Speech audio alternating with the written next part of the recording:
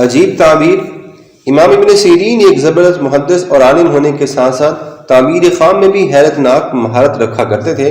ایک مرتبہ ایک شخص نے آ کر اپنا خواب بیان کیا۔ کہنے لگا، میں نے دیکھا کہ میری چارپائی کے نیچے آگ کے انگارے دہک رہی ہیں۔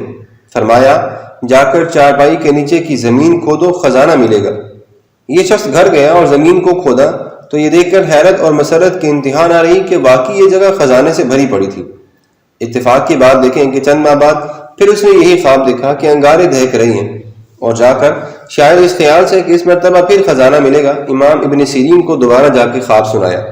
اس مرتبہ آپ نے فرمایا، جلدی گھر پہنچ کر اپنے گھر والوں اور ضروری سامان کو باہر نکالو، گھر پر کوئی آفت آنے والی ہے۔ یہ جلدی جلدی گھر پہنچے اور ضروری سامان کو جلدی جلدی باہر نکالا۔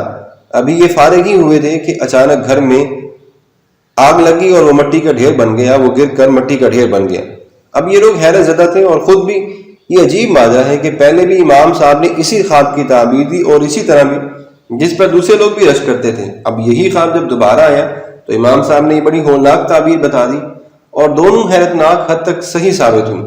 جب ان سے نہ رہا گیا تو یہ دوبارہ امام ابن سیرین کے پاس چلے گئے، پوچھا اور کہا کہ بھائی، پہلی مرتبہ تم نے خواب جو ہے وہ سردی کے موسم میں دیکھا تھا، اور سردی میں آگ اللہ کی عظیم نعمت ہے، لہٰذا میں نے تعبیر دی کہ مال ملے گا۔